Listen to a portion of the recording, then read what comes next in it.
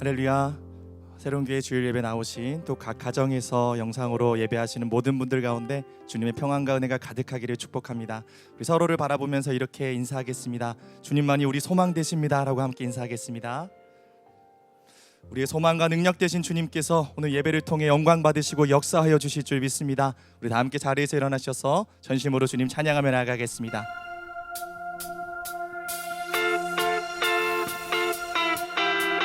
우리 함께 박수 치면서 우리의 소망과 능력 되신 주님께 전심으로 믿음으로 선포하며 고백합시다.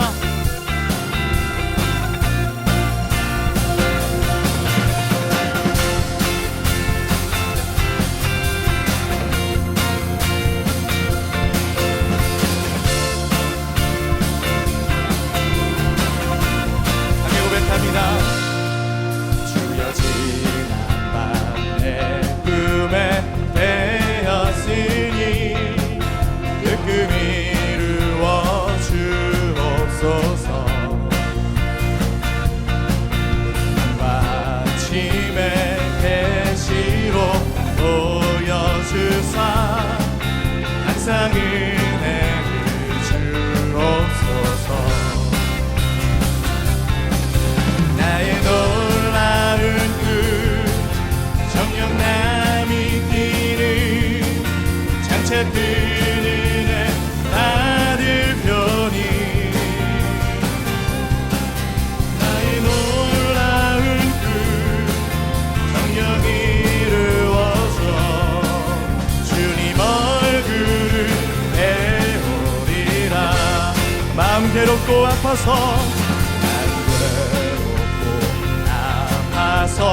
나 우리의 소망 되신 주님께 고백합시다.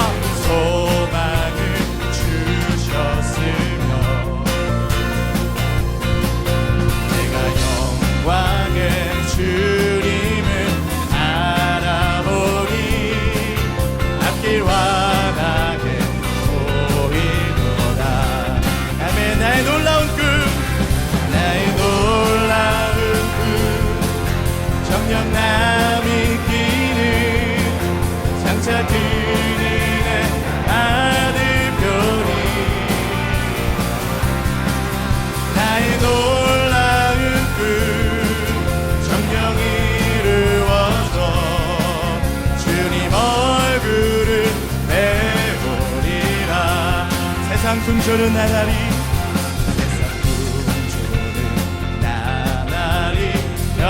변하여도 나는 내 믿음 지키리. 아멘. 인생 살다가 죽음이 꿈 같으나 오직 내 꿈을 찾 우리의 꿈과 소망 되신 주님께 믿음으로 선포합니다. 나의 놀라운 꿈 정녕 남이 끼는 장차 뜨는 애 아들 편이 나의 놀라운 꿈 정녕 이루어 주님 얼굴을 한 번 더 믿음으로 고백합시다. 나의 놀라운 꿈 나의 놀라운 꿈 정녕 남이 끼는 장차 그는 애 아들 편이 나의 놀라운 꿈 정녕 이루어져 주님 얼굴을 배우리라. 할렐루야. 우리의 꿈과 소망이 되시는 존귀하신 하나님, 우리 안에 놀라운 역사를 이루시는 그 존귀하신 주님을 찬양합시다. 할렐루야. 주님 홀로 높임 받아 주시옵소서. 아멘.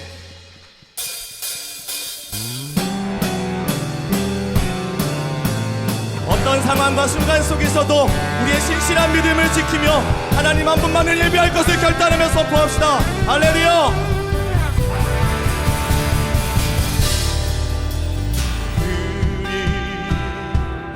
아니하시지라도 감사해요.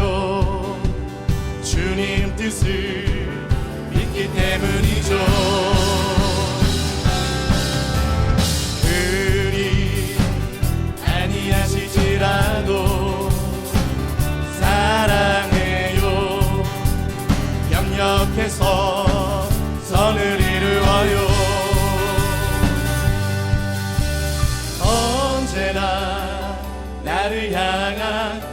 진실한 사랑, 우리를 향한 그 크신 사랑, 우리가 함께 높이며 주를 찬양해. 할렐루야, 하나님께 영광. 다시 한번 고백합시다.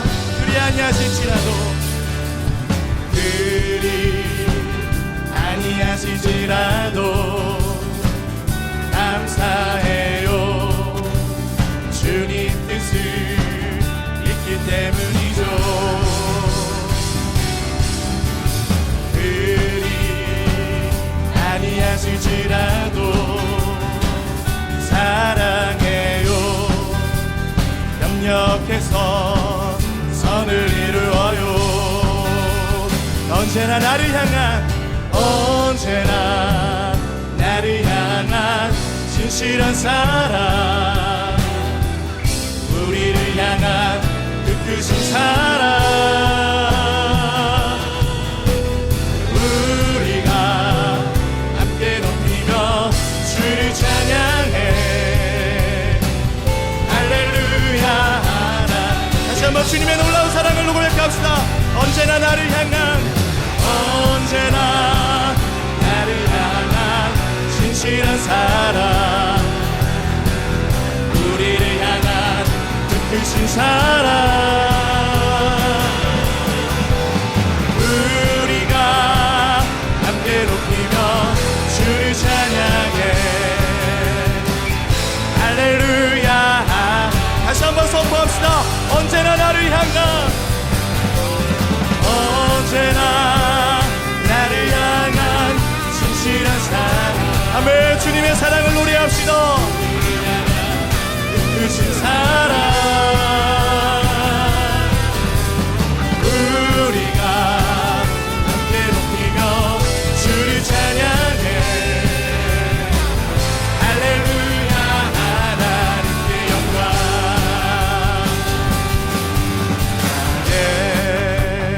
반석이신 하나님, 행하신 모든 것 완전하시니,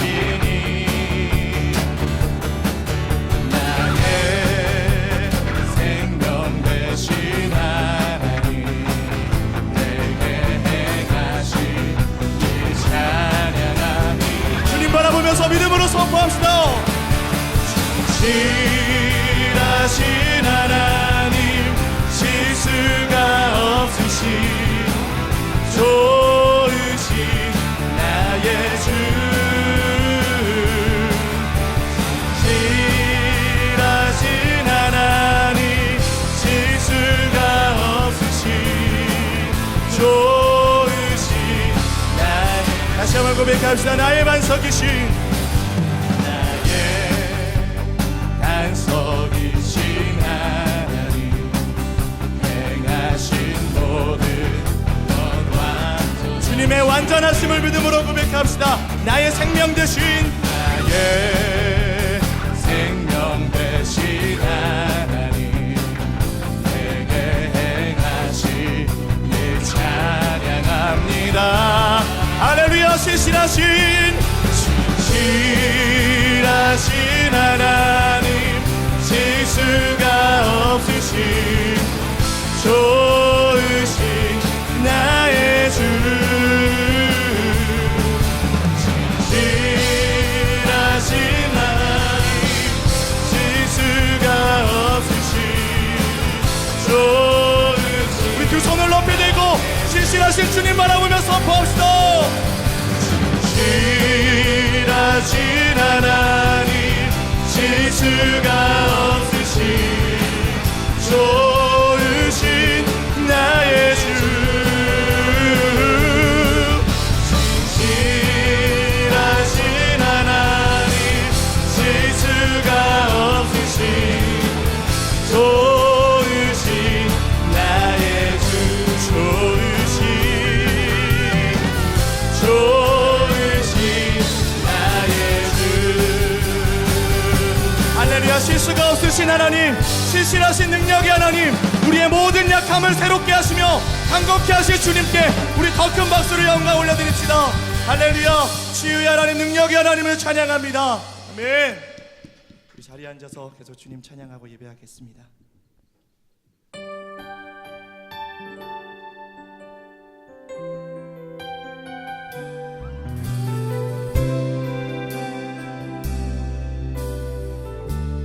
함께 고백합시다. 나는 하나님을 예배하는 예배자입니다.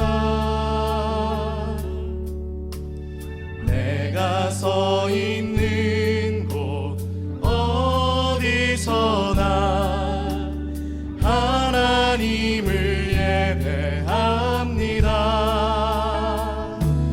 내 영혼 거룩한 은혜를 향하여 내 마음 완전한 하나님 향하여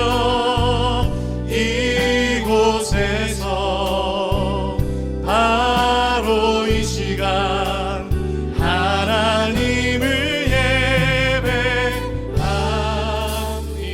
오늘 우리가 있는 그곳에서 예배받기를 기뻐하시는 하나님 바라보면서 다시 한번 믿음으로 고백하며 나아갑시다. 나는 하나님을 예배하는 예배자입니다. 내가 서 있는 곳 어디서나 하나님을 예배합니다.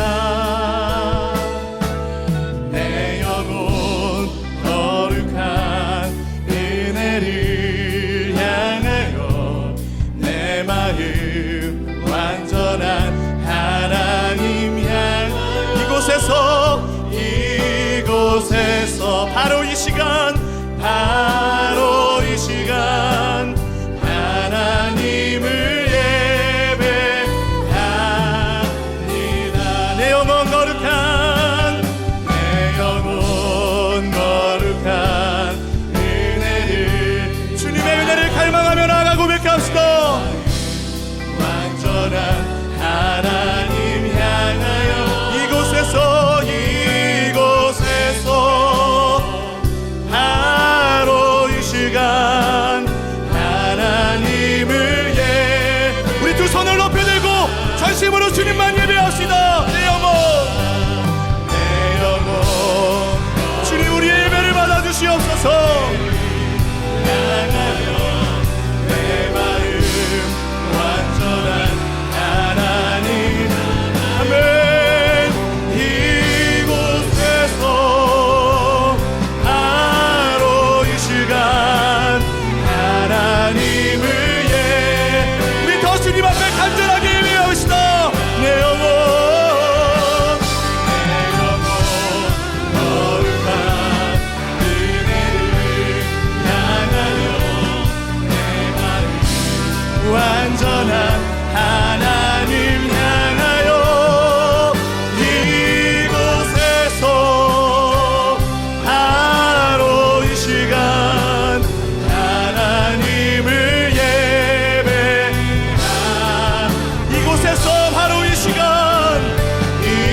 이곳에서 바로 이 시간 하나님을 예배합니다.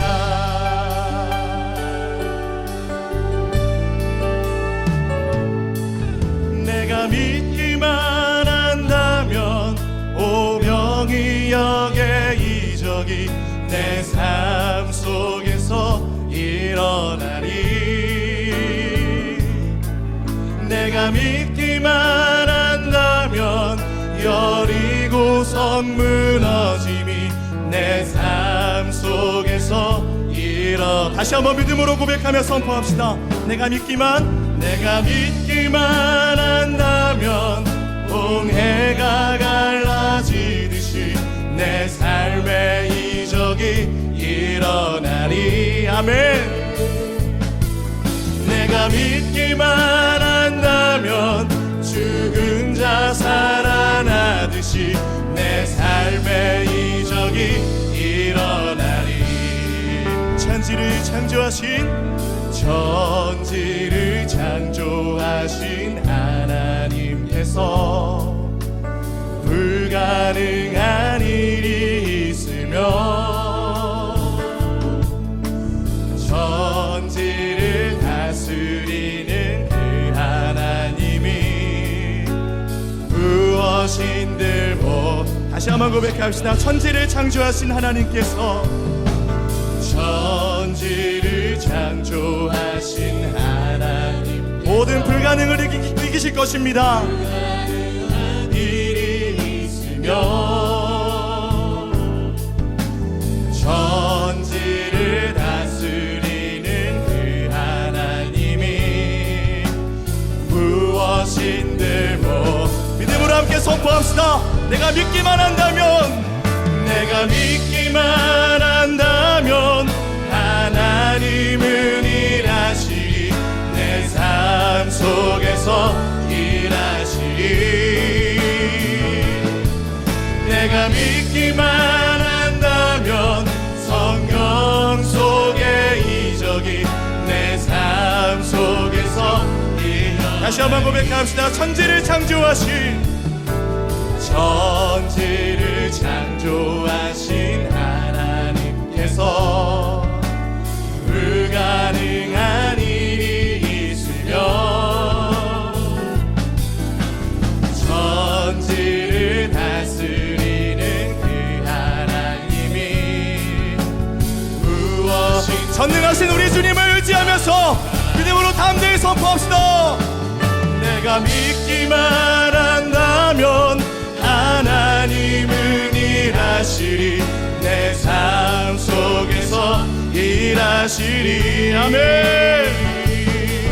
내가 믿기만 한다면 성경 속의 이적이 내 삶 속에서. 한 번 더 선포합시다. 내가 믿기만 한다면 하나님은 일하시리.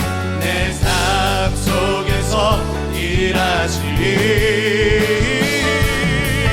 내가 믿기만 한다면 성경 속의 이적이 내 삶 속에서 일어나리. 예수는 주, 예수는 주, 예수는 주.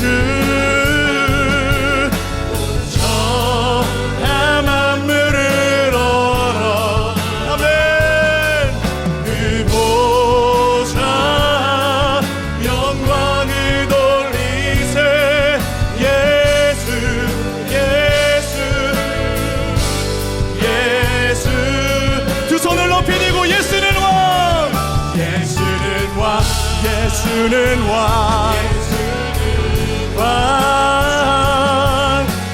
천하 만물을 얼어 그 보좌 영광을 돌리세.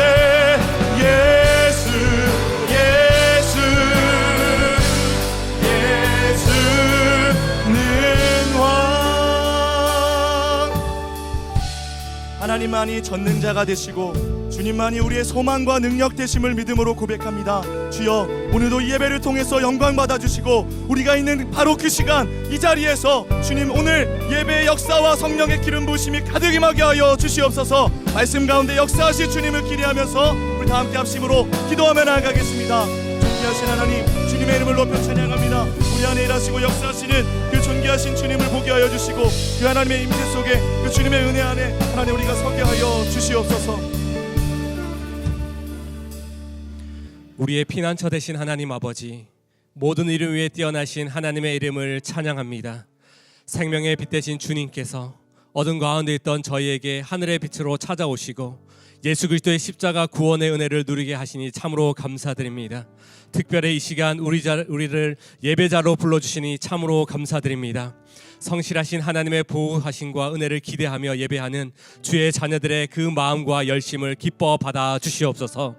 왕 대신 하나님의 다스리심과 성령의 충만함으로 가득한 이 예배의 시간이 되게 하여 주시옵소서. 긍휼의 하나님 아버지께서 변치 않는 사랑으로 주의 백성들을 붙들고 계신 줄 믿습니다. 그 은혜의 감격과 사랑을 알지만 여전히 주님께 더 가까이 나아가기보다 세상의 유혹과 정욕으로 무너지는 저희의 연약함을 불쌍히 여겨 주시옵소서. 온전한 회개를 통해 주님의 마음에 합한 자로 주님의 기쁨이 되는 삶을 살아가게 하여 주시옵소서. 날마다 숨쉬는 순간마다 하나님의 은혜가 아니면 살아갈 수 없음을 고백합니다. 겸손히 주님 앞에 저의 삶을 내어드리고 그 은혜 속에 늘 거하게 하여 주시옵소서. 오직 저희의 시선을 전능하신 하나님께만 고정하기를 원합니다. 저희를 축복의 통로로 사용하시고 세상 가운데 하나님의 하나님 되심을 선포하는 모든 주의 자녀들이 되게 하여 주시옵소서. 긍휼의 하나님, 질병으로 인해 두려움과 염려로 가득한 이 나라를 불쌍히 여겨 주시옵소서. 영원한 피난처여 요새 되신 하나님의 선하심과 전능자여 치유자 되신 그 하나님을 경험하는 시간이 되기를 원합니다. 주의 백성들과 동행하여 주시고 하나님을 의지하며 나아갈 때에 주의 보호막으로 저희를 지키시고 인도하여 주시옵소서. 어려움의 순간에 더욱더 간절히 기도하고 주의 긍휼을 구할 때에 저희를 새롭게 하실 하나님의 놀라운 은혜만을 바라보게 하여 주시옵소서.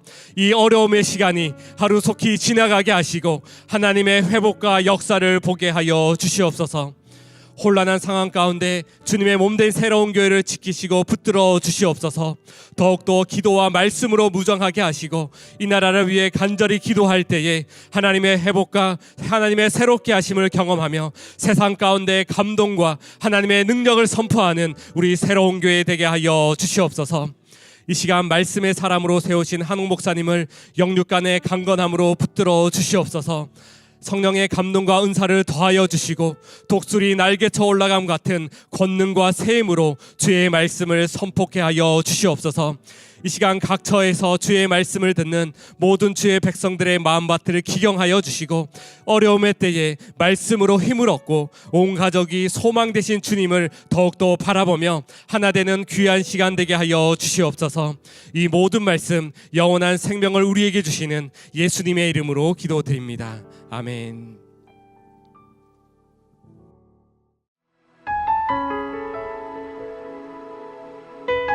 브라보 요셉의 라이프. 창세기 49장 22절에서 26절, 시편 105편 12절에서 23절 말씀입니다. 요셉은 무성한 가지, 곧 샘 곁에 무성한 가지라. 그 가지가 담을 넘었도다. 활 쏘는 자가 그를 학대하며 적개심을 가지고 그를 쏘았으나 요셉의 활은 도리어 곧세며 그의 팔은 힘이 있으니 이는 야곱의 전능자 이스라엘의 반석인 목자의 손을 힘입음이라. 내 아버지의 하나님께로 말미암나니 그가 너를 도우실 것이요 전능자로 말미암나니 그가 내게 복을 주실 것이라. 위로 하늘의 복과 아래로 깊은 샘의 복과 젖먹이는 복과 태의 복이리로다. 내 아버지의 축복이 내 선조의 축복보다 나아서 영원한 산이 한없음 같이 이 축복이 요셉의 머리로 돌아오며 그 형제 중 뛰어난 자의 정수리로 돌아오리로다. 그때에 그들의 사람 수가 적어 그 땅에 나그네가 되었고 이 족속에게서 저 족속에게로 이 나라에서 다른 민족에게로 또 돌아다녔도다. 그러나 그는 사람이 그들을 억압하는 것을 용납하지 아니하시고 그들로 말미암아 왕들을 꾸짖어 이르시기를 나의 기름 부은 자를 손대지 말며 나의 선지자들을 해하지 말라 하셨도다. 그가 또 그 땅에 기근이 들게 하사 그들이 의지하고 있는 양식을 다 끊으셨도다. 그가 한 사람을 앞서 보내셨으며 요셉이 종으로 팔렸도다. 그의 발은 착고를 차고 그의 몸은 쇠사슬에 매었으니 곧 여호와의 말씀이 응할 때까지라. 그의 말씀이 그를 단련하였도다. 왕이 사람을 보내어 그를 석방하며 뭇 백성의 통치자가 그를 자유롭게 하였도다. 그를 그의 집의 주관자로 삼아 그의 모든 소유를 관리하게 하고 그의 뜻대로 모든 신하를 다스리며 그의 지혜로 장로들을 교훈하게 하였도다. 이에 이스라엘이 애굽에 들어가며 야곱이 함의 땅에 나그네가 되었도다. 할렐루야. 우리 하나님께 감사와 영광의 박수 올려드리겠습니다. 축복된 주일 예배 참여하고 계신 온라인 오프라인으로 참여하고 계신 우리 모든 성도님들에게 하나님의 은혜가 충만하기를 바랍니다. 현재 코로나19 사태가 매우 심각한 상황으로 접어들면서 온 국민이 불안해하고 있는 위기 상황이 되었습니다.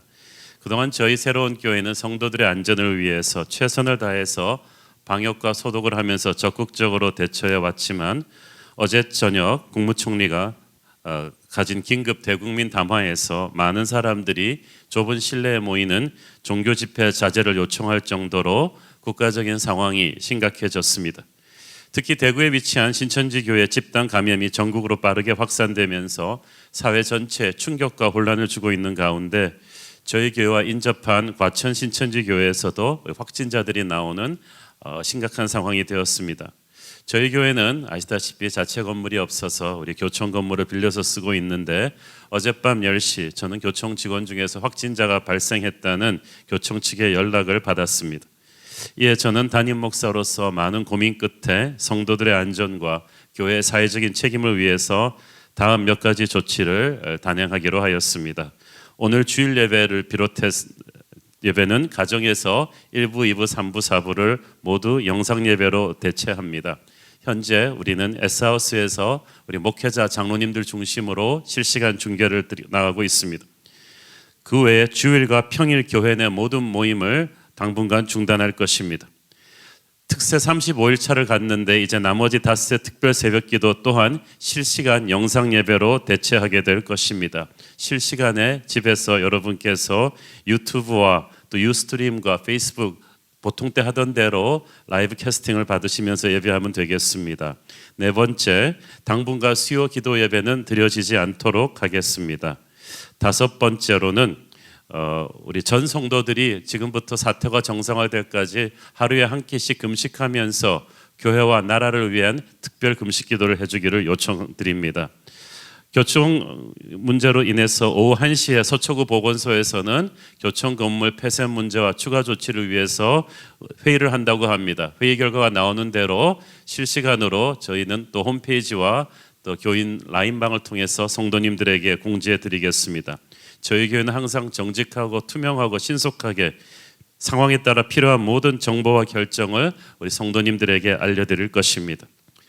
영상 예배가 정상적인 방법은 아닙니다. 저는 어제 한국 교회 많은 중진 목사님들과 통화하면서 한국 전쟁 이래로 우리가 한 번도 한국 교회가 비가 오나 눈이 오나 예배당을 비우고 주일 예배를 예배당에서 못 드린 적이 없는데 우리도 사상 초유의 사태를 맞아서 우리 목회자들부터 많이 놀라고 당황스러운데 우리 성도님들은 얼마나 놀라셨겠습니까? 영상 예배가 정상적인 방법은 아니지만 국가적인 비상 상황에서 불가피한 차선의 선택임을 이해해 주시기를 바랍니다. 성도에게 있어서 예배는 생명과도 같은 것이고 호흡이 붙어있는 한 결코 중단되어서는 안 되는 소중한 것입니다. 하지만 동시에 교회는 세상의 빛과 소금으로서 지역사회의 모범이 되고 세상을 섬겨야 하는 책임이 있습니다. 수천 명의 성도들이 좁은 공간에 함께 모이는 저희 교회 같은 곳은 이유 여하를 막론하고 이런 시국에서는 우리 이웃들의 불안한 시선을 받을 수밖에 없습니다. 특히 교총 직원이 확진자 판정을 받은 이런 상황에서는 더 이상 정상적인 예배와 모임을 이 건물에서 진행할 수는 없다고 판단되어서 힘든 결정을 내리게 되었습니다. 사랑하는 성도 여러분, 정말 마지막 때를 사는 실감이 나고 있습니다. 하지만 강하고 담대하십시오. 2000년 전 지하 카타콤에서도 소수의 인원들끼리 모여서 뜨겁게 예배했던 초대교회 성도들을 생각하십시오. 지금도 북한의 지하교회에서 수많은 기독교 핍박국에서 목숨을 걸고 예배하는 우리 믿음의 형제들을 생각하십시오. 영상으로 비록 예배를 드리지만 개인과 가정에서 영상으로 예배를 드려도 수천 명이 교회 본당에서 함께 모여 예배하는 것 이상의 은혜와 감동을 오늘 우리는 느끼게 될 것입니다. 성경 말씀에 하나님께서 말씀하셨습니다. 너희를 향한 나의 생각을 내가 아느니 재앙이 아니라 평안이요 너희 장래에 소망을 주려 하는 생각이라고 하셨습니다. 저는 이 위기를 겪고 나오면서 한국 교회가 깨끗해지고 이 나라가 새로워질 것이라고 믿습니다. 빠른 시간 안에 바이러스의 확산이 멈춰지고 나라가 안정을 찾고 모든 것이 정상화돼서 이전처럼 우리가 다시 교회에 모여 뜨겁게 예배할 수 있는 날이 빨리 오도록 함께 기도하십시다. 주님의 은혜가 우리 새로운 교회와 이 나라 이민족 위에 함께 하시기를 기도합니다. 우리 함께 기도하시고 말씀 보겠습니다. 사랑하는 아버지, 은혜를 감사합니다. 이렇게 조촐하게 라이브로 예배를 준비하면서 10여 년 전에 우리 몇십 명의 기도 모임으로 우리 새로운 교회가 시작되던 때가 기억이 납니다. 지금은 5천 명에 달하는 사도행전적인 부흥의 교회가 되었지만 우리에게도 그런 미세한 시작이 있었습니다. 하나님, 이런 국가적인 위기 상황 속에서 우리가 영상 예배를 드리면서 그때 초심을 기억하게 하시니 감사합니다. 우리가 건강하게 자유롭게 마음껏 예배할 수 있었다는 것이 얼마나 큰 축복이었는지를, 우리가 당연시 여기고 있었던 그 축복이 얼마나 고마운 것인지를 깨닫게 하시니 감사합니다. 지금 국내에서 라이브 캐스팅으로 함께 예배에 참여하고 있는 모든 성도님들에게 주님의 놀라운 은혜가 임하게 하여 주옵소서. 부족한 종은 감추시고 오직 우리 주님 홀로 영광받아 주시옵소서. 예수님 이름으로 기도했습니다. 아멘. 오늘 요셉 시리즈 마지막입니다. 피날레를 이렇게 또 예기치 못했던 상황 속에서 드리게 되어서 참 그렇지만은 또 특별한 은혜가 있다고 믿어요. 우리는 요셉 그 시리즈 설교를 하면서 하나님의 섭리에 대해서 참 많이 다루었습니다. 섭리를 믿는다는 것은 우리에게 일어나는 모든 일이 하나님의 허락 안에 일어나는 것임을 믿는 것입니다. 그 모든 일 속에 억울하고 분한 일, 깜짝 놀랄 정도로 고통스럽고 힘든 사건들도 다 포함됩니다. 하지만 우리는 잘 될 때나 못 될 때나 다 하나님의 섭리가 그 안에 있어서 반드시 우리를 축복의 길로 이끌어 가실 것을 믿는 것입니다. 요셉은 그래서 형들이 자기를 노예로 판 것도 용서할 수 있었습니다. 오늘은 요셉 시리즈를 마무리하면서 그렇게 요셉은 형들의 가족을 돌보고 110세의 나이로 이제 하늘나라로 갔죠. 요셉 시리즈를 마무리하면서 우리는 그동안 우리 21번의 그 요셉 시리즈 설교를 통해서 다루었던 요셉의 인생 핵심 포인트를 몇 가지 정리해 보기로 하겠습니다. 첫째, 그는 하나님이 주신 꿈을 붙들고 산 사람이었습니다. 요셉의 인생의 핵심 키워드는 꿈입니다. 요셉은 단순히 똑똑한 아들, 아버지의 귀여움을 받은 아들이 아닙니다. 그는 어릴 때부터 하나님이 주신 꿈을 받았던 비전의 사람이었습니다. 오늘의 본문 창세기 49장 22절을 함께 보겠습니다. 요셉은 무성한 가지 곧 샘 곁에 무성한 가지라 그 가지가 담을 넘었도다. 무성한 가지는 요셉의 성공이 이웃들에게 축복을 주는 것이었다는 뜻이에요. 어릴 때 요셉은 자기에게 해와 달과 11별이 절하는 꿈을 꾸었죠. 그것은 하나님이 얼마나 요셉을 존귀하게 높이실 것인가를 상징적으로 보여준 것입니다. 요셉을 하나님께서 애굽의 총리 대신으로 만드셨는데 그것은 호의호식하라고 폼 잡으려고 세워주신 것이 아니라 그를 통하여 야곱 일가를 구원하고 이스라엘 민족의 내일을 준비하고 애굽을 멸망으로부터 구원하겠다는 하나님의 놀라운 계획이었습니다. 하나님의 꿈은 우리만 성공하는 것이 아닙니다. 하나님의 꿈은 항상 우리를 통해서 수많은 사람들을 살리는 것입니다. 하나님의 사람은 하나님이 주신 그 꿈을 붙들고 살아갑니다. 자기만 성공하겠다는 야심을 갖고 사는 것이 아니라 하나님이 쓰시는 축복의 통로가 되겠다는 꿈을 붙들고 살아갑니다.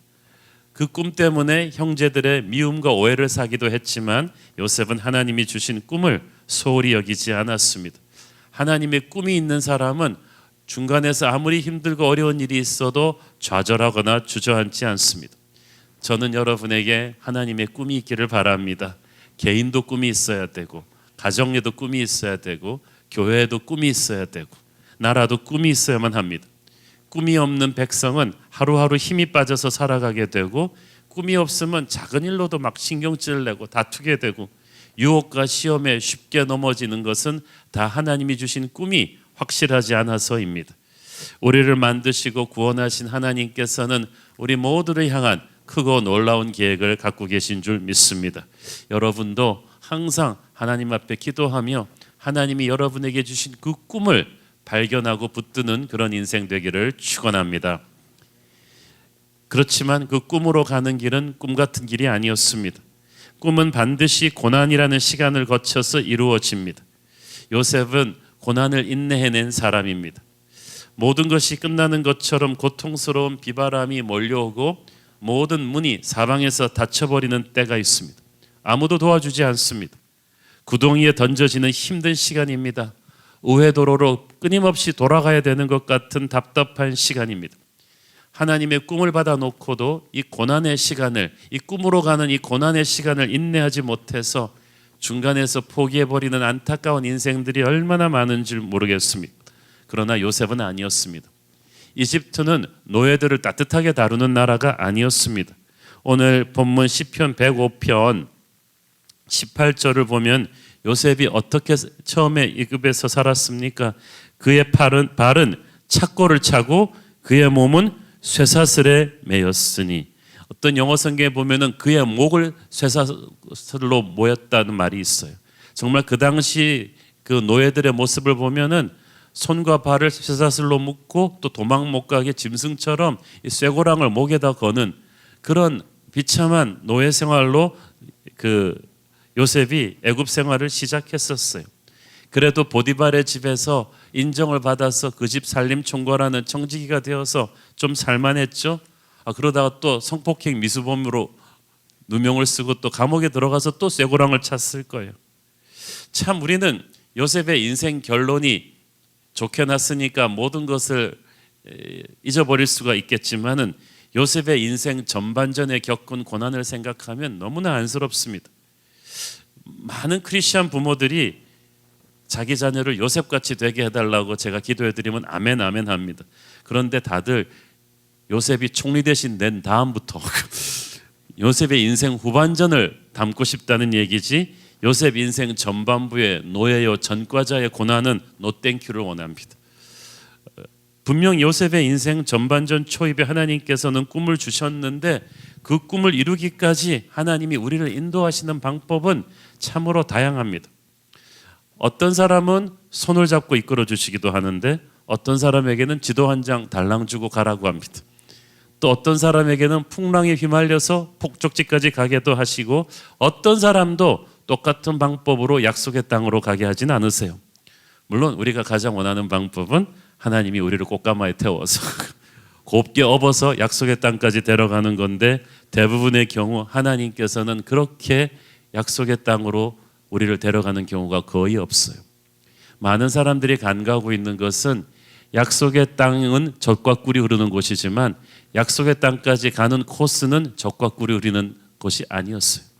약속의 땅은 광야를 거쳐서 보내십니다. 그 이유가 있습니다. 고난을 통해서 하나님이 우리를 연단하시는 거예요. 꿈꾸는 소년 요셉에게 닥친 현실, 하나님이 주신 꿈을 받은 바로 그 다음 날 어떻게 됐나? 질투하는 형들의 손에 의해서 애굽의 노예로 팔립니다. 그 다음에는 좀 살만하다 싶더니 주인집 마님의 손에 억울한 누명을 쓰고 감옥에 떨어집니다. 이건 하나님이 주신 꿈과는 전혀 다른 상황이 계속 펼쳐집니다. 요셉의 17살부터 30살까지 황금 같은 20대는 그런 고난의 연속이었습니다. 당혹스럽습니다. 하나님이 주신 꿈과 그 다음에 내게 닥치는 현실이 정반대로 돌아갈 때 이걸 어떻게 이해합니까? 우리는 고난을 통해 우리를 연단하는 하나님의 손길을 보아야만 합니다. 시편 105편 19절 말씀이 그런 맥락에서 아주 중요합니다. 곧 여호와의 말씀이 응할 때까지라 그의 말씀이 그를 단련하였도다. 이걸 New Living Version 영어 성경에 보면은 Until the time came to fulfill his word, the Lord tested his character. 말씀이 이루어질 때까지 하나님께서 요셉의 성품을, 인격을 단련시키셨다, 연단시키셨다고 돼 있어요. 어렸을 때 요셉은 정직하고 순수했지만 성숙하지 못했어요. 하나님이 주신 꿈이 아무리 사실이라 해도 그것을 굳이 당사자인 형들과 아버지 앞에서 그대로 그냥 다이렉트로 말해버릴 필요는 없죠. 조금 신중했어야 했죠. 한술 더 떠서 그 먼 곳에서 죽을 고생하며 양치고 있는 형들한테 안부 전하러 가면서 굳이 아버지가 준 그 채색 옷을 입고 갈 필요도 없었죠. 아버지가 입고 가라고 그랬어도 형들 만나기 전에 작업복으로 갈아입었어야만 했죠. 우리 목사님들 사이에서 휘자되는 조크가 있습니다. 믿음, 소망, 사랑, 그 중에 제일은 센스. 우리 요셉이 믿음도 있고 소망도 있고 사랑도 있는데 이 센스 중에서도 특히 남을 배려하는 마음이 부족했어요.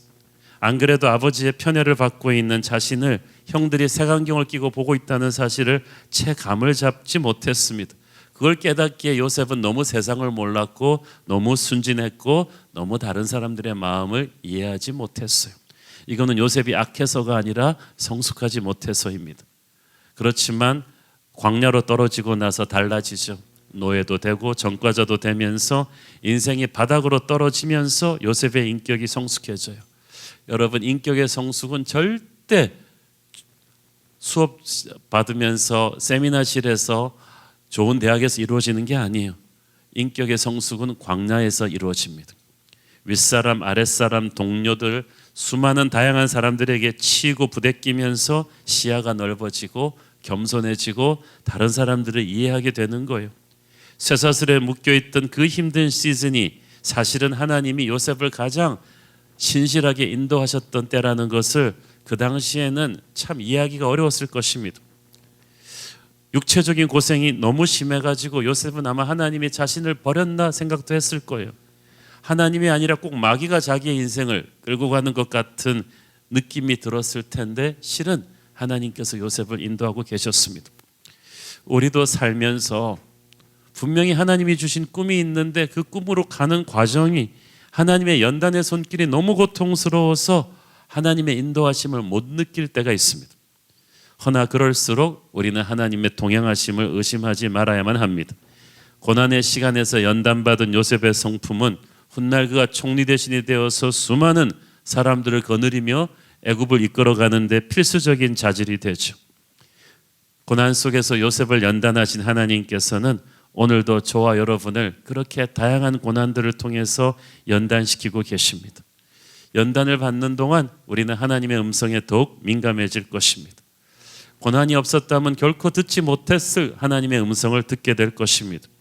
고난이 없었다면 결코 순종하지 못했을 일들을 우리는 고난 가운데 순종하게 될 것입니다. 고난이 없었다면 결코 드리지 않았을 예배를 하나님께 드리게 될 것입니다. 그러므로 고난은 겪을 때는 힘들어도 지나고 나면 주님을 찬양하게 될 것입니다. 뜻하지 않은 병에 걸리는 일, 자신만만한 시험에 떨어지는 일, 망할 수 없는 사업이 망하는 일, 믿었던 사람으로부터 이제 그만 헤어지자는 말을 듣는 일, 갑자기 말 잘 듣던 자녀가 부모한테 반항하고 집을 떠나는 일, 이런 청천벽력 같은 고난들이 모두 하나님이 우리를 인도하시는 도구가 될 것입니다. 이 일들은 결코 우리를 망하게 하려는 것이 아닙니다. 좋은 약이 입에 쓰듯이 이 고난이 다 하나님의 인도하심입니다. 요셉은 노예 쇠사슬에 매여서도 늘 하나님의 인도하심을 받았습니다. 여러분이 이게 하나님의 인도하심이 아닌 것처럼 느낄 정도로 힘들어도 그때 하나님의 인도하심이 가장 가깝습니다. 개인뿐 아니라 교회도 그렇습니다. 새로운 교회 폭발적인 부흥은 반드시 정말 견딜 수 없는 고난을 우리가 믿음으로 잘 돌파했을 때 그 다음에 조금씩 주어진 선물이었습니다. 그 가운데서 우리의 내면 세계가 성숙해져 가요. 그런데 많은 사람들이 외적인 축복을 원하지 내면 세계의 성숙을 원하지는 않아요.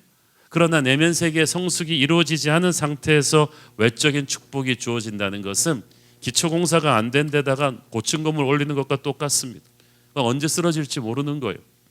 그래서 맡기실 사명이 클수록 연단의 시간도 무겁습니다.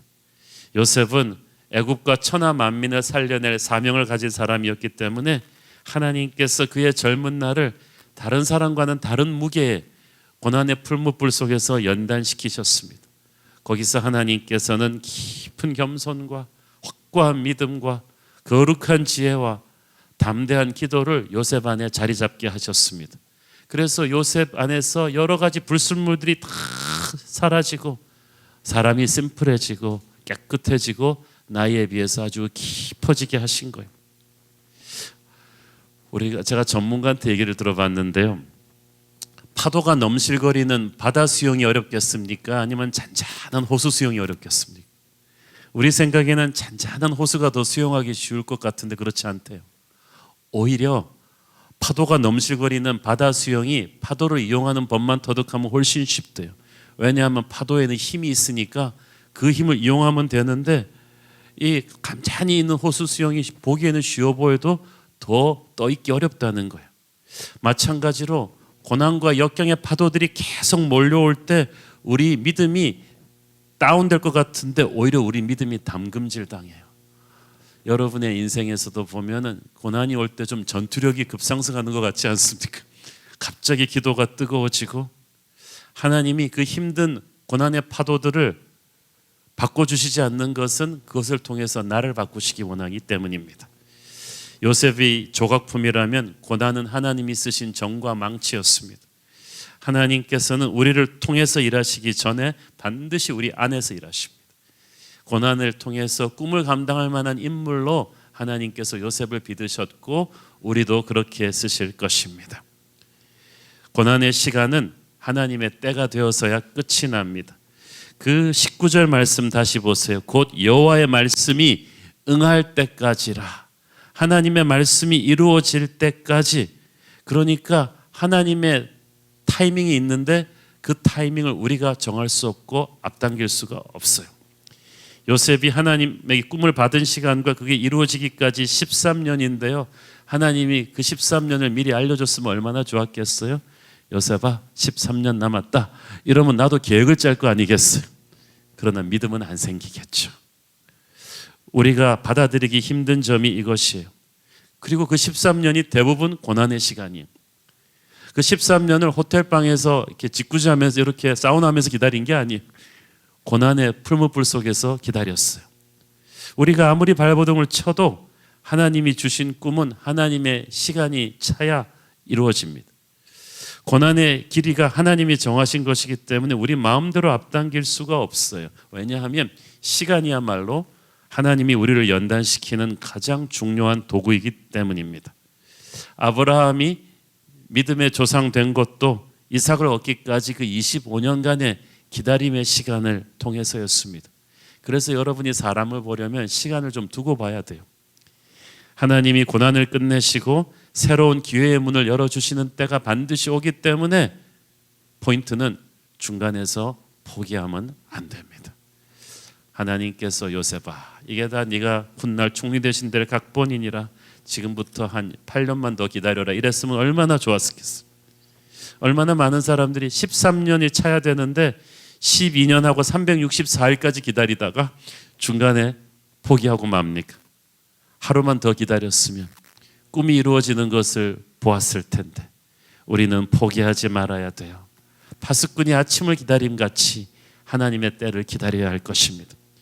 예레미야서 3장 25절 26절 기다리는 자들에게나 구하는 영혼들에게 여호와는 선하시도다.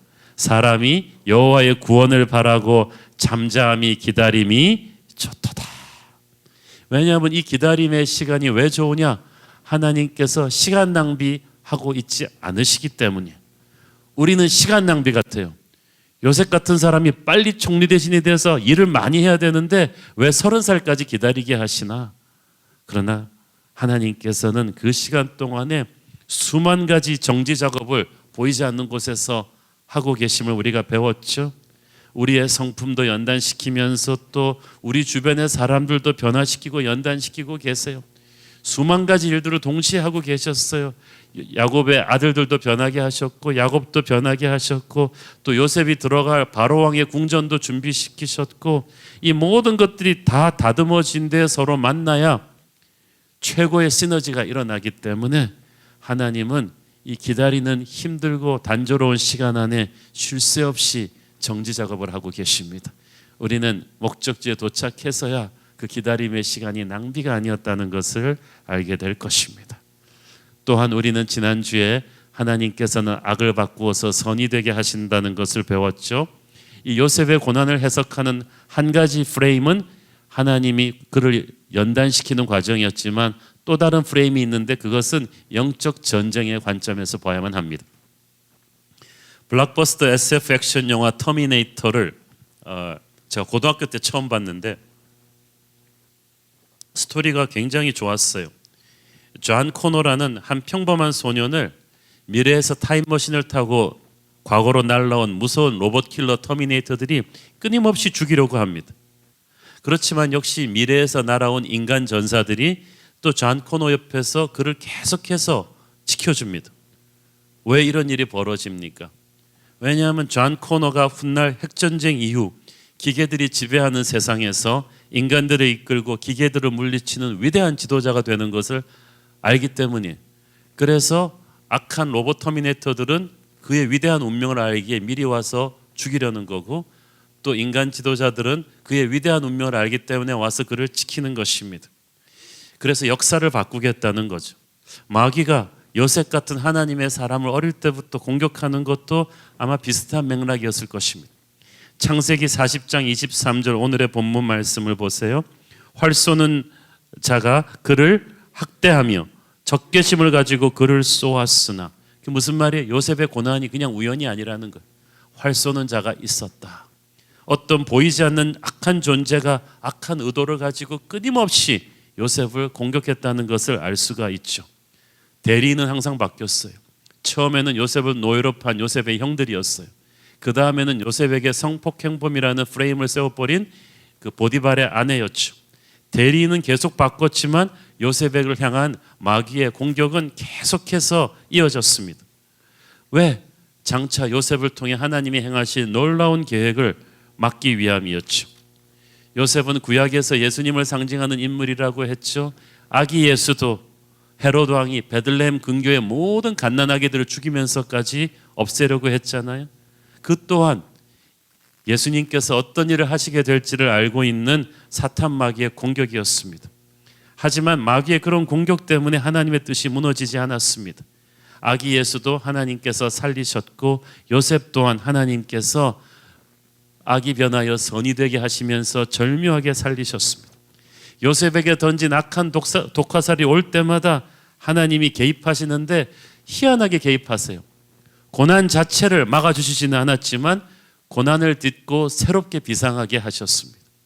여러분 성경에서 그 말을 보시죠. 네가 불 가운데로 지날지라도 불이 너를 상하지 못할 것이고 물 가운데로 지날지라도 물이 너를 침몰치 못할 것이다. 우리 생각에는 아예 불 가운데로 안 지나가게 하면 되지. 물에 아직 안 들어가게 하면 될 걸 왜 그러시나? 하나님의 영광을 그렇게 보여주시기 때문이야. 하나님은 우리가 불 가운데로 지나가게 하시면서 불이 우리를 상치 못하게 하시고 물 가운데로 지나게는 하시지만 물이 우리를 침몰치 못하게 하십니다. 그래서 하나님은 요셉이 형들에게 잡혀서 노예로 팔리는 것까지는 막아주지 않으셨어요. 그러나 형들이 요셉을 죽이지는 못하게 하셨어요. 그리고 요셉이 탈출해서 집으로 못 돌아가게 하시고 또 지나가는 상인들에게 노예로 팔려서 애굽으로 오게 하셨어요. 그렇지만 또 애굽으로 와서는 비참한 겔리선의 노젓는 노예가 아닌 보디발의 시위대장의 집으로 또 가게 하셨어요. 그곳에서도 막노동하는 노예가 아닌 전체 산림총괄하는 또 노예가 되게 하시면서 노예 생활하면서 애굽 문명을 공부하게 하셨어요.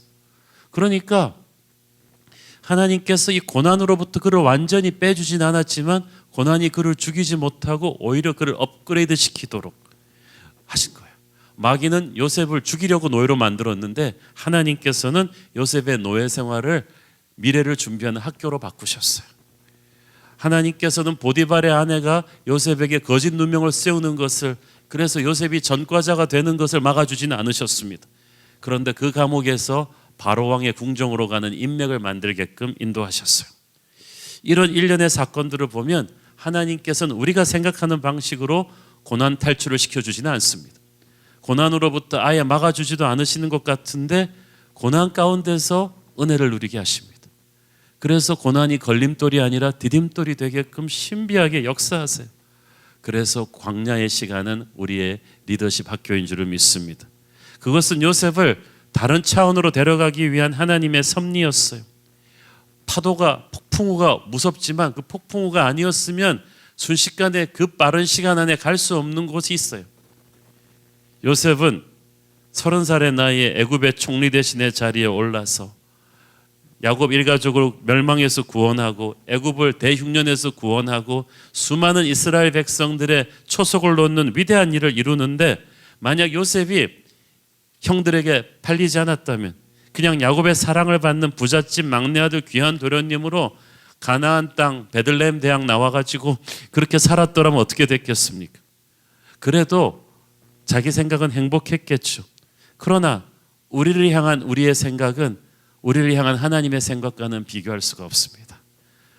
여러분은 이렇게 작은 마을에 아름다운 집 짓고 예쁘게 살라고 이 땅에 태어나게 하신 것이 아니라 무리바다 덮음 같은 하나님의 위대한 꿈의 통로가 되라고 하나님이 부르신 거야. 믿음의 삶은 편안한 삶이 아닙니다. 예수님은 어떻게 보면 가장 위험한 길로 우리를 부르실 수도 있습니다. 그러나 그 길은 가장 놀라운 축복의 길이 될 것입니다.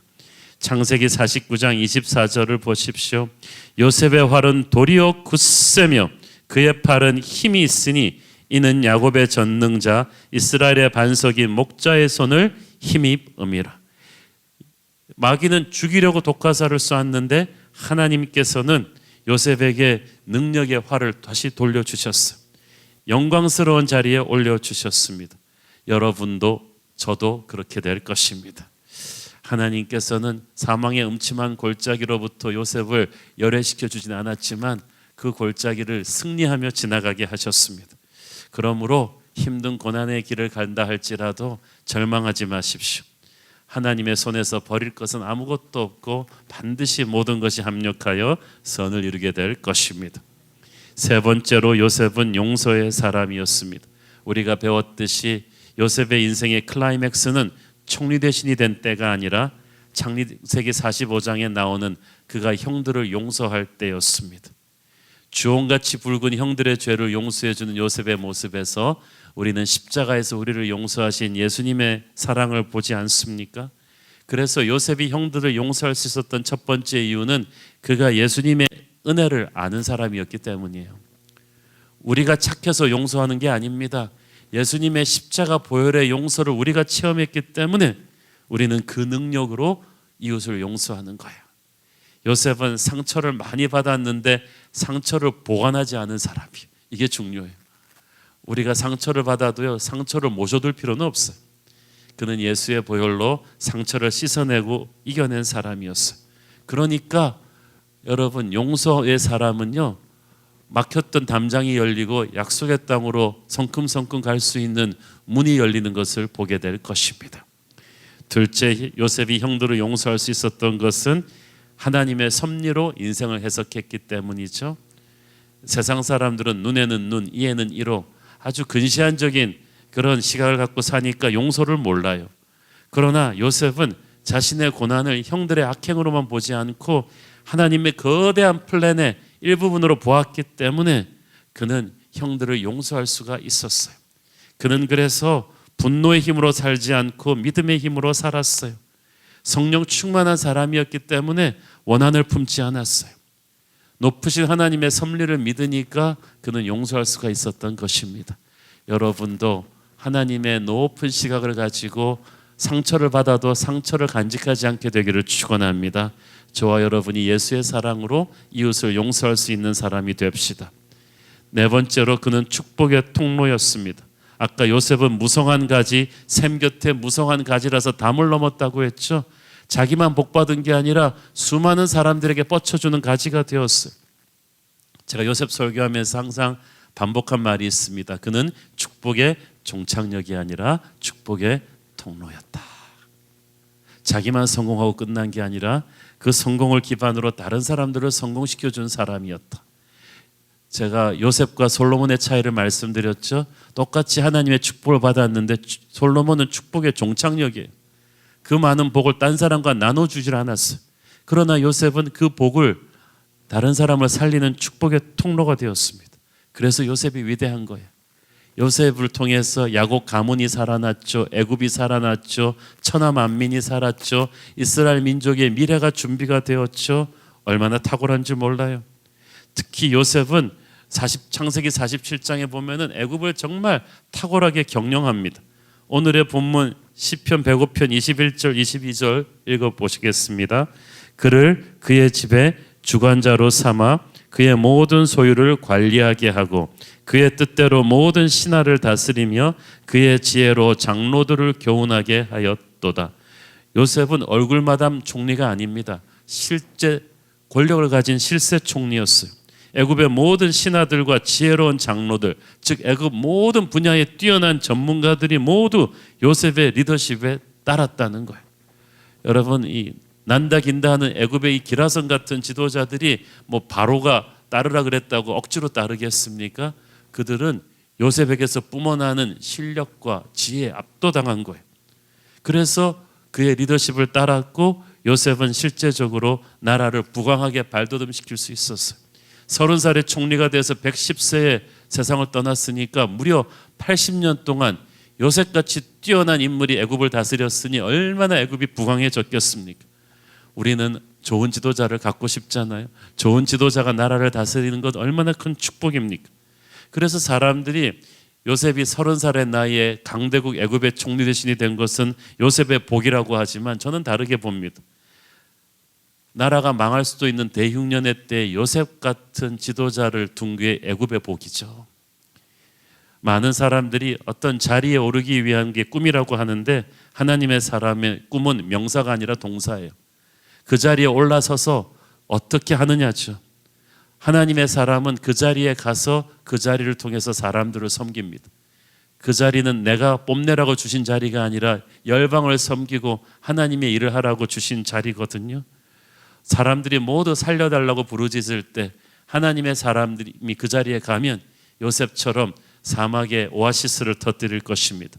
저는 여러분이 그런 축복의 통로가 되기를 축원합니다. 마지막으로 그는 예수님을 닮은 사람이었습니다. 요셉의 생애 곳곳에 우리 주님의 모습이 보입니다. 죄의 노예가 되어서 된 사람들을 구원하시기 위해서 이 땅에 오신 예수 그리스도의 고난과 영광이 요셉의 인생 전반부의 고난과 후반부의 영광에 다 나타나 있어요. 요셉이 노예로 죄수로 낮아진 것처럼 예수님도 우리를 위해서 몫으로 십자가의 사형수로 낮아지시고 고난당하셨습니다. 그러나 하나님이 요셉을 높이셔서 존귀한 자로 세우신 것처럼 하나님이 예수님을 부활시키시고 승천시키셔서 모든 이름 위에 뛰어난 이름으로 세우셨습니다. 그 당시 이스라엘과 열방이 요셉으로 인해서 살아났듯이 모든 인류가 백성과 족속 방언에서 예수 이름으로 구원받게 되었습니다. 황폐해진 흉년으로 초토화된 그 당시 세상에서 사람들이 살 수 있었던 유일한 길은 요셉에게 와서 양식을 타는 길뿐이었습니다. 죄로 망가진 세상에서 사람들이 살 수 있는 유일한 길은 예수님께로 와서 생명의 양식을 먹는 것뿐입니다. 요셉에게로 오는 순간 백성들의 저주와 고통이 끝났듯이 주님께 오는 순간 죄의 저주가 끝이 날 것입니다. 요셉에게 맡겼을 때, 요셉에게 자기의 인생을 맡겼을 때 축복을 받았던 백성들처럼 예수님에게 우리의 인생을 맡기면 우리는 그때부터 살 길이 열릴 것입니다. 요셉의 인생, 예수님의 인생은 우리 모두가 이 땅에서 본받아야 될 인생이기도 합니다. 잠시 고난을 받을 수 있지만 우리는 반드시 모든 것이 합력하여 선을 이루는 하나님의 역사를 체험하게 될 것입니다. 그리고 우리가 승리하면 우리 주변도 살고 교회와 나라와 열방이 살아날 줄로 믿습니다. 저는 저와 여러분이 이 시대의 요셉으로 쓰임받기를 축원합니다. 기도하겠습니다. 주님 은혜 감사합니다. 주님, 우리가 지난 22주 동안에 요셉의 인생을 공부하면서 많은 은혜를 받았습니다. 절망 같은 시대에 하나님의 소망이 되었던 요셉처럼 절망 같은 21세기 대한민국 한복판에 이 시대의 요셉이 되라고 하나님께서 우리를 세우신 줄 믿습니다. 정말 그렇게 되게 하여 주옵소서. 예수님 이름으로 기도했습니다. 아멘. 우리 다 함께 일어나셔서 봉헌 찬양 드리겠습니다. 아무것도 두려워 말라. 아무것도 두려워 말라. 주 나의 하나님이 지켜주시네. 놀라지 마라. 겁내지 마라. 주님 나를 지켜주시네. 아무것도 두려워 말라. 아무것도 두려워 말라. 주 나의 하나님이 지켜주시네. 놀라지 마라. 겁내지 마라. 주님 나를 지켜주시네. 내 맘이 힘에 겨워 지칠지라도 주님 나를 지켜주시네. 세상의 험한 풍파 몰아칠 때도 주님 나를 지켜주시네.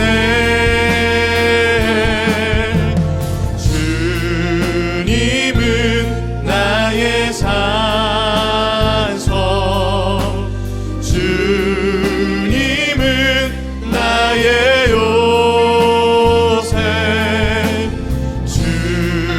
주님은 나의 소망, 나의 힘이 되신 여. 내 맘이 힘에 겨워 지칠지라도, 내 맘이 힘에 겨워 지칠지라도 주님 나를 지켜주시네.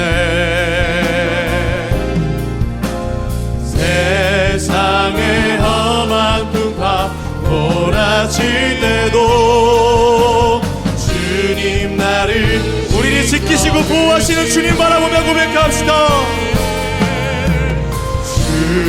주님은 나의 산성, 주님은 나의 요새, 주님은 나의 소망, 나의 힘이 되신 여호와.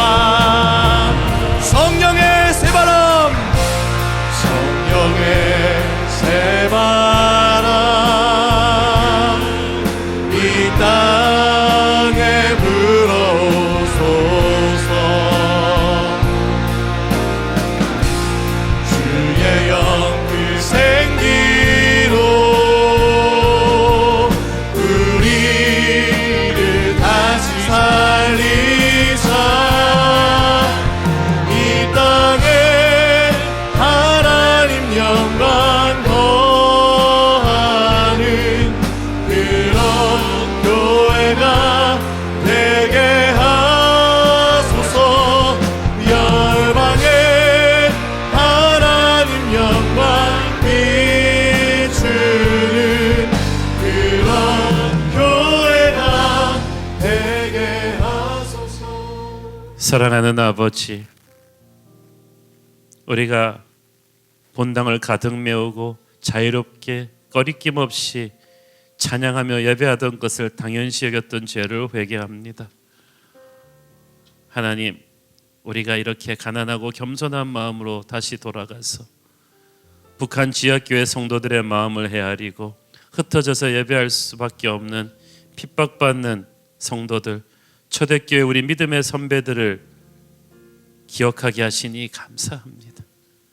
한국 전쟁 이후로 70년 동안 한 번도 주일 예배 예배당을 비워본 적이 없던 한국 교회에 일어난 이 초유의 사태를 주님 우리를 불쌍히 여겨 주시옵소서.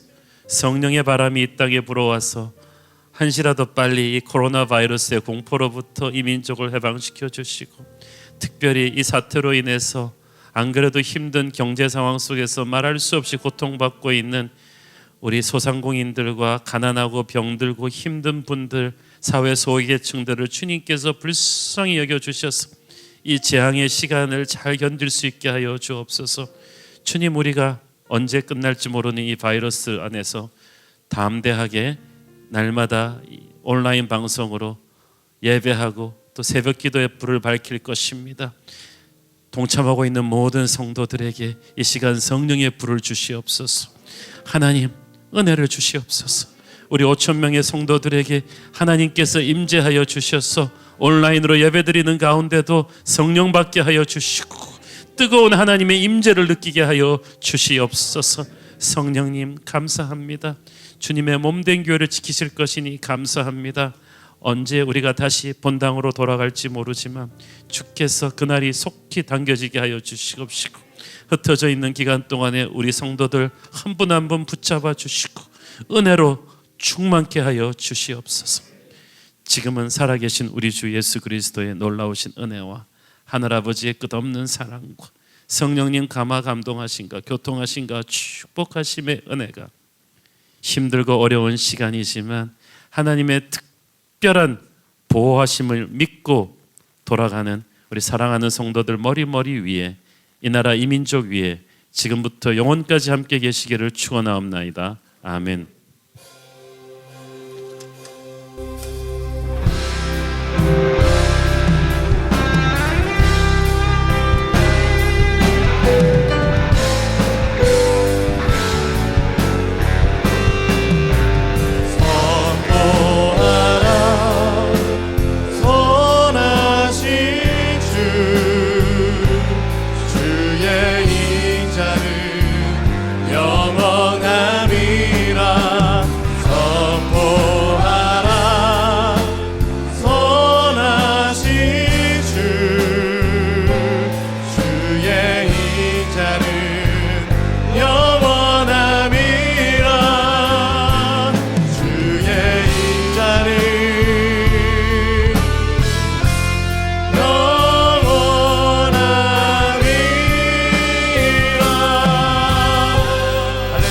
가운데 함께 하신 주님께 감사와 영광의 박수 올려드리겠습니다.